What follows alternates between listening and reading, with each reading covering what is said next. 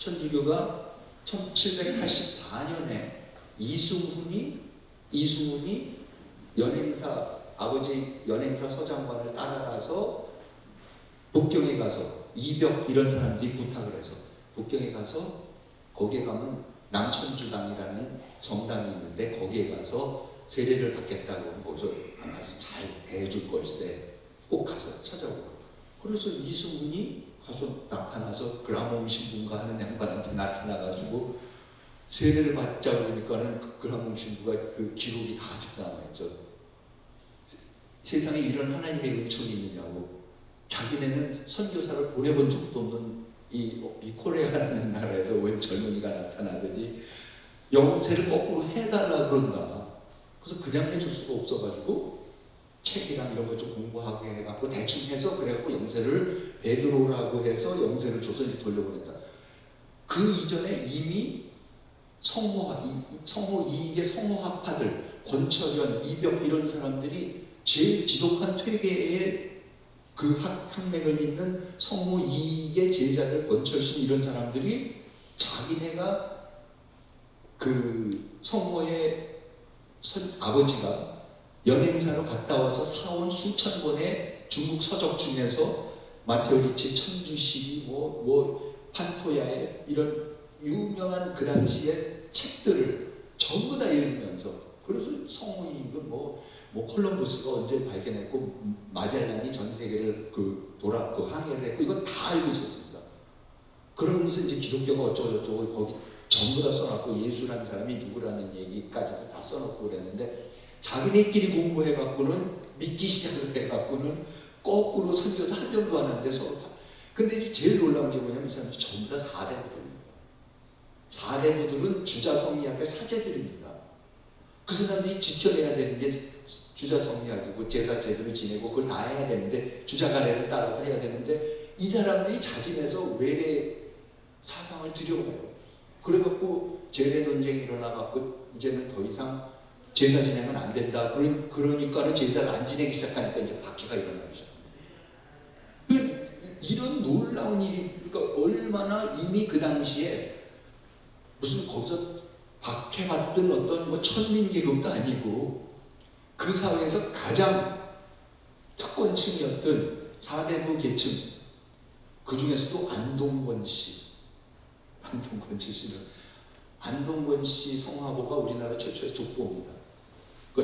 그 주자 성리학에 의해서 족보란 종법에 의해서 족보를 제일 먼저 만든 집안에서 또 제일 먼저 카톨릭 개종자가 또 나옵니다. 그래서 그래서 그렇게 보니까요. 거기서부터 시작해서 보니까는 동학, 개화파, 개신교 들어오고 민족주의 들어오고 이런 게 뭐냐면 전부 다 조선에 대한 거부였었구나. 그래서 그 거부가 사실은 국권 상실이 됐을 때는 1910년 국권 상실이 됐을 때는 나라만 뺏긴 게 아닙니다. 조선 사람들 대부분이 자기가 조선 사람의 핵심인 조선의 문명 자체를 거부를 합니다. 나라 잃고 문명 거부하고 그럼 남는 게 뭐가 있습니까? 아무것도 없습니다. 그다음 참 그래서 3.1운동이 났을 때요. 3.1운동이 났을 때 국권 회복 그렇지 않습니까? 독립하자. 우리 다시 국권 회복하겠다. 나라를 되찾겠다 해갖고는 온 국민이 일어났어요. 그런데 국권 회복이면 나라를 되찾으면 지금 잃은 나라가 어느 나라입니까? 조선, 대한제국이지 않습니까? 더군다나 3.1운동이 일어난 날도 고종의 인산이었어요. 그런데 그러면 3.1운동 한 사람 중에서 그 다음에 임시정부를 만든 사람들 중에서 자 우리가 나라를 되찾아야 됐으니까 조선을 복원하자 순종 황제 다시 모셔와가지고 대한제국을 다시 세우자 조선으로 돌아가자라는 사람이 있었습니까? 단 한 사람도 없었습니다. 단 한 명도 없었습니다. 나라 잃은 지 9년 만에 일어났는데 그 나라 잃은 나라 되찾자는 사람 한 사람도 없었습니다. 그러면 나라는 되찾으면 무슨 나라가 되는 겁니까? 그게 모르죠. 조선은 아니었습니다. 절대로. 아무도 조선 원하지 않았어요. 우리가 잘 생각해 보셨는데요. 조선을 누가 원했을까? 천주교인들이 원했겠습니까? 지금 박해를 받아서 14,000명을 죽였는데 그럼 동학이 원했겠습니까?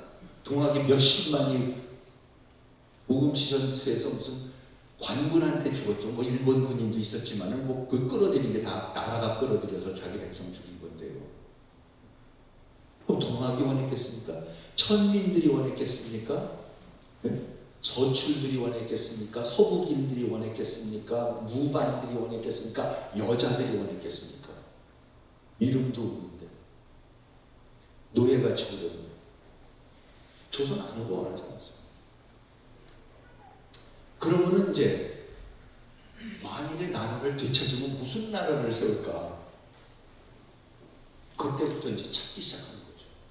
그래서 누구는 일본 가고 누구는 뭐 상해로 가고 베이징으로 가고 중경으로 가고 누구는 샌프란시스코 가고 상하이 가고 나성 가고 하와이 가고 누구는 모스크바도 가고 하바롭스크도 가고 블라디보스톡도 가고 가서 누구는 기독교로 개종도 해보고 누구는 공산주의자가 돼보기도 하고 조직해보고 신문 만들고 온갖 운동 다 해보고서 그러면서 새 나라 찾아오면 내가 이런 나라 만들어야겠다, 우리가 이런 사람들의 나라 만들어야겠다라고 30몇 년 동안 그러고 이제 전 세계를 다니는 거죠. 온갖 고생을 다 하고 그러다가 어떻게 됩니까? 1945년 해방이 되니까 다 조선반도로 모여들죠 다시. 그런데 그러면 해방이 됐으니까 무슨 나라 만들자? 합의를 하자? 절대 못하죠. 못하니까 어떻게 됩니까? 갈라지는 거죠 나라가. 그리고 그 갈라진 나라 속에서도 지금까지도 갈라져 있는 거죠. 전혀 정리가 지금 안 돼 있어요. 이 정리를 못하는 가장 중요한 이유 중에 하나가 자꾸 우리가 같대요.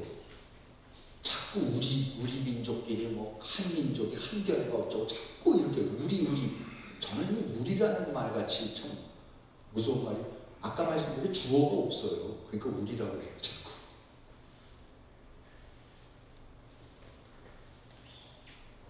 그래서 그 대안을 찾아서 돌아다니기 시작해서 조선 내내 완전히 쇄국을 해갖고 은자의 나라라고 연행사 1년에 몇 번 중국 천자한테 사절단 보낸 거 빼놓고는 외국에 나가는 적이 없어요.